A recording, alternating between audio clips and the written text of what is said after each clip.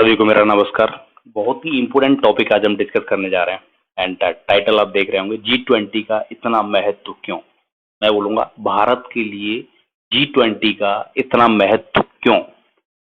पहली बात तो G20 की जो 2023 की मीटिंग है वो अपने देश में हो रही है तो ऑटोमेटिकली इम्पोर्टेंट हो जाता है। लेकिन क्या और एस्पेक्ट्स एसोसिएटेड हैं G20 के साथ में इंडिया के? क्या हमारे रियली में कुछ इंटरेस्ट है? क्या वाकई में हमें इस ग्रुप से जुड़े रहने में फायदा होने वाला है?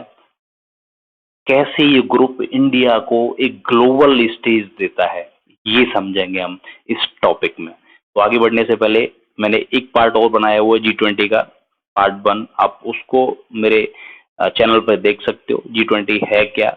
देन आप इसको देखेंगे तो अच्छा अंडरस्टैंडिंग आपका डेवलप होगा G20 का इतना महत्व क्यों करके। ठीक है, तो इन दोनों को एक साथ वीडियो को देखो, आप अच्छा समझ में आएगा आपको।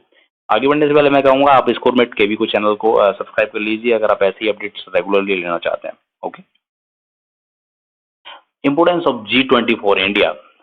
Now on the screen you are watching world leaders are there in the forum of G20.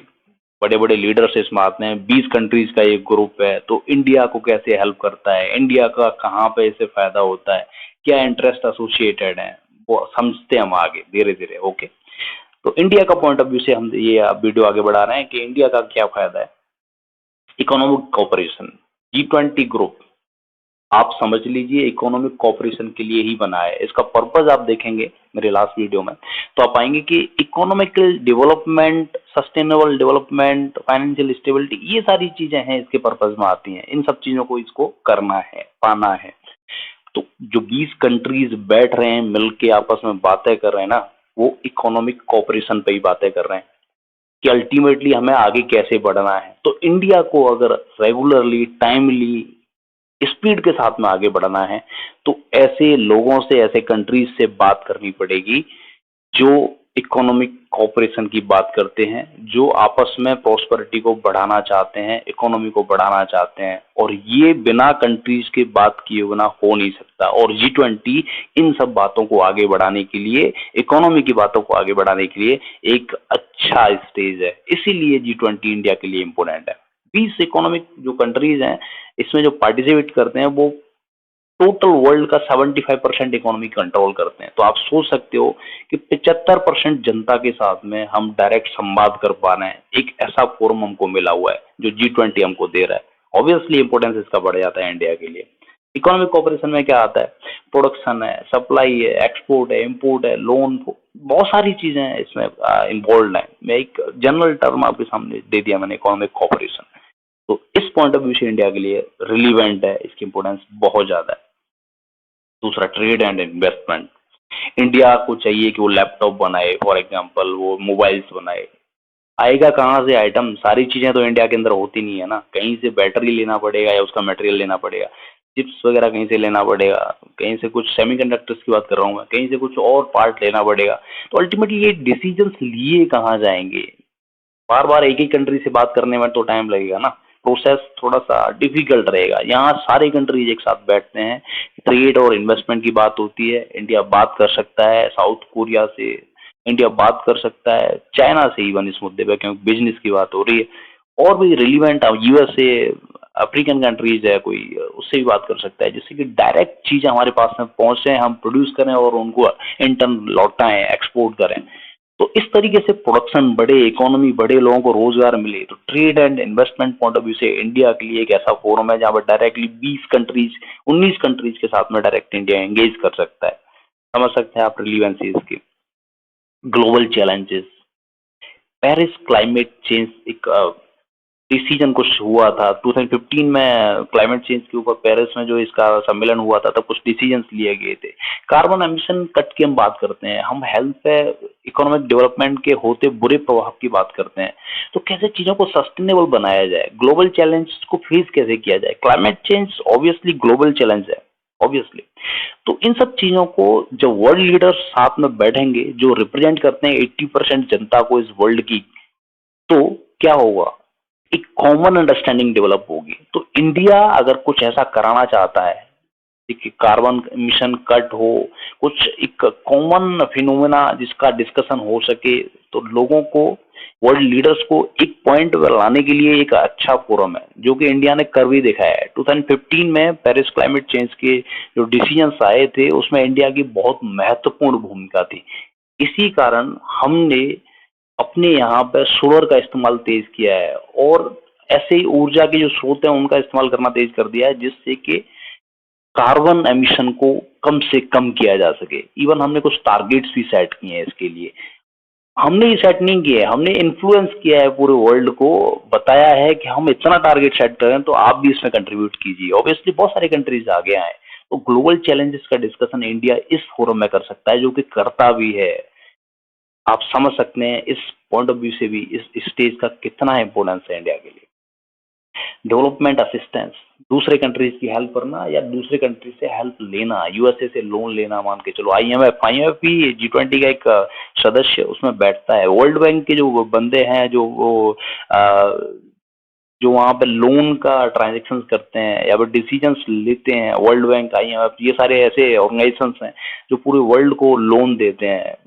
समझ रहे हैं आप? तो वो लोग भी यहाँ पे आके बैठते हैं, वो भी एक मेंबर हैं इसका G20 ग्रुप का। तो ये लोन लेना, लोन देना, असिस्टेंस देना जो पुअर कंट्रीज है उनको, ये सारी चीजें कहीं ना कहीं हल्की हो जाती हैं, प्रोसेस डायरेक्ट हो जाता है इन सब चीजों का इस ग्रुप का पार्ट होने पे। तो डेवलपमेंट असिस्टेंस की बात आसानी से की जा सकती है और उसे हासिल किया जा सकता है। फाइनेंशियल स्टेबिलिटी, ऑब्वियसली जब डिस्कशंस ऐसे हो रहे होंगे इकोनॉमिक बेसिस पे और जहाँ बात हो रही होगी इकोनॉमी को आगे बढ़ाने की, आपस में कैसे सहयोग बढ़ाया जाए, कैसे इकोनॉमिक एक्टिविटीज बढ़ाई जाए, तो फाइनेंशियल स्टेबिलिटी तो ऑब्वियसली बूम करेगी ही करेगी। प्रोडक्शन बढ़ेगा, आप लोगों को रोजगार दोगे, आप चीजें बांटोगे पूरी दुनिया में। आप समझ सकते हो कि फाइनेंशियल स्टेबिलिटी अपनी नहीं इंप्रूव करी, पूरी वर्ल्ड की आप इंप्रूव कर रहे हो। तो जो डिसीजन यहाँ पे लिए जा रहे हैं उसका इंडिया पार्ट है। इंडिया उन सब चीजों को समझ रहा है, अपनी बात रख रहा है ऐसे लेवल पे जहाँ पे फाइनेंशियल स्टेबिलिटी की बात की जा रही है, तो फायदा तो होना ही होना है इंडिया को। फॉरेन पॉलिसी एंड डिप्लोमेसी, एक इंटर गवर्नमेंटल ग्रुप होने के नाते होता क्या है कि इकोनॉमी की बात तो यहाँ डिस्कस होती ही होती है, साथ ही साथ फॉरेन पॉलिसी एक बहुत बड़ा रोल निभाती है। आप मिलेंगे USA, Russia, China, Japan, Mexico, इन सब कंट्रीज के हेड से, और चाहे वो इकोनॉमी की बात हो रही हो या किसी और चीज की, तो ऑब्वियसली आप अपना पॉइंट ऑफ व्यू रख सकते हो कुछ चीजों को लेके, जैसे टेररिज्म है जो कि इंडिया रखता भी है कभी कभी, कि टेररिज्म से किस तरीके से इकोनॉमिक एक्टिविटीज प्रभावित हो रही है हमारे रीजन में और जिसका डायरेक्ट इम्पैक्ट पड़ता है पाकिस्तान के ऊपर। तो इस तरीके से ऐसी फोरम्स को इंडिया इस्तेमाल करता है या कर सकता है भविष्य में भी और ज्यादा अच्छे तरीके से, पाकिस्तान जैसी कंट्रीज को टारगेट करने के लिए, उन पर एक डिप्लोमेटिक दबाव बनाने के लिए। ओके, तो G20 का पार्ट है इंडिया, तभी तो ये सब कर पा रहा है। तो रिलीवेंसी समझिए चीजों का, आप इम्पोर्टेंस समझिए कि कैसे हो रही है बातें। ओके, तो इंडिया फॉरेन पॉलिसी और डिप्लोमेसी के हिसाब से भी G20 ग्रुप का इस्तेमाल अच्छी तरीके से करता है और इसका इंपोर्टेंस इस नजरिए से भी आप समझ सकते हैं। Influence on international agendas, world level पर कुछ डिसीजंस लिए जा रहे हैं, इंडिया एक उभरता सितारा है। वर्ल्ड लेवल पे हमारे डिसीजंस की वैल्यू कब होगी? जब हम किसी ऐसे फोरम का पार्ट होंगे जहां पे बड़ी चीजें डिस्कस होती हैं। तो यहाँ पे बड़े बड़े डिसीजंस लिए जाते हैं जिसका इम्पैक्ट पूरे वर्ल्ड पे होता है। तो इस पॉइंट ऑफ व्यू से हम अपनी बात रख सकते हैं, या फिर जो कोई बात आई हुई है उसमें कुछ ऐड कर सकते हैं, जिसका फायदा क्या होगा कि इंटरनेशनल लेवल पे हमारा इन्फ्लुएंस, हमारे लीडर्स का, हमारी कंट्री का इन्फ्लुएंस और ज्यादा बढ़ेगा। इसलिए भी G20 का इंपोर्टेंस इंडिया के लिए और बढ़ जाता है। Access to resources and expertise, भाई कंट्री से बात ही नहीं होगी, हेड ऑफ स्टेट से बात ही नहीं होगी, तो हम कैसे रिसोर्सेज या एक्सपर्टाइज का इस्तेमाल कर सकते हैं दूसरे कंट्री का? जापान से हमारी बात होगी G20 में कि आपके यहाँ पे ये जो टेक्नोलॉजी है इसका इस्तेमाल या ट्रांसफर हमारे यहाँ पे कर दीजिए, तब तो बात आगे बढ़ेगी ना। या कहीं पे कुछ और बेस्ट प्रैक्टिसेस फॉलो हो रही हैं, कहीं से कुछ चीजें हमें रिसोर्सेज का इस्तेमाल करना है, वर्ल्ड लीडर्स G20 में आके बैठते हैं, हम उनसे अपनी बात रख सकते हैं, दूसरे कंट्री से भी कहलवा सकते हैं कि yes India is saying right, आप अपनी चीजें यहाँ ट्रांसफर कीजिए, उसका इस्तेमाल इसके लिए किया जा सकता है, अल्टीमेटली इस रिसोर्स को यहाँ दे दीजिए इंडिया, उसमें से ये तुम्हें बना के दे देगा या पूरे वर्ल्ड का हेल्प कर सकता है। For that, for example you can understand कि सेमीकंडक्टर का मसाला हमारे यहाँ पे आता है, हम चिप्स वगैरह प्रोड्यूस करते हैं, सेमीकंडक्टर्स प्रोड्यूस करते हैं और पूरे वर्ल्ड में वो सब जाती हैं चीजें, तो पूरी दुनिया का फायदा हो रहा है। तो ये सब होगा कैसे? डेलीब्रेशंस तभी तो होंगे जब वर्ल्ड लीडर्स एक साथ बैठे होंगे। तो ये मौका भी G20 के थ्रू इंडिया को मिलता है। नाउ वी हैव अंडरस्टूड कि कितने सारे रिलीवेंट पॉइंट हैं। G20 एक गेटवे है इंडिया के लिए, उसे वर्ल्ड लीडर बनाने के लिए, इकोनॉमी को आगे बढ़ाने के लिए और लोगों की हेल्प करने के लिए। तो डिसीजन मेकिंग का पार्ट कितना आसान हो जाता है, डेलीगेशन और बोल सकते कम्युनिकेशन कितना इजी हो जाता है, चीजों का आगे प्रस्तुत करना या समझना या इकोनॉमी को और बढ़िया तरीके से आगे ले जाना कितना इजी हो जाता है G20 का पार्ट होते हुए। तो जो सारे पॉइंट्स हमने डिस्कस किए हैं, यही सब कारण है कि G20 का जो इम्पोर्टेंस है इंडिया के लिए बहुत ज़्यादा है, क्योंकि इंडिया एक उभरता सितारा है, एक डेवलपिंग कंट्री है। तो चाहे वो वर्ल्ड लेवल को इन्फ्लुएंस करना हो, डिसीजंस को इन्फ्लुएंस करना हो, या फिर इकोनॉमी से रिलेटेड कुछ डिसीजंस हों, कैसे भी आप समझ लीजिए, डिप्लोमेटिक पॉइंट ऑफ व्यू से, इकोनॉमी पॉइंट ऑफ व्यू से, वर्ल्ड लेवल के एक सेटअप के पॉइंट ऑफ व्यू से इंडिया का वहाँ होना बहुत जरूरी है। ऐसे ग्रुप का जो पूरे वर्ल्ड की 80% आबादी को अपने साथ में लेके खड़ा हुआ है और 75% इकोनॉमी को रन करता है पूरे वर्ल्ड की को। तो इतना बड़ा ग्रुप जिसमें बड़े बड़े डिसीजंस लिए जाते हैं, जिसमें बड़े बड़े लीडर साथ में आते हैं, ऐसे ग्रुप का पार्ट अगर इंडिया है तो ये इंडिया के लिए बेहद अच्छा है। स्क्रीन पर आप अभी भी देख रहे हैं।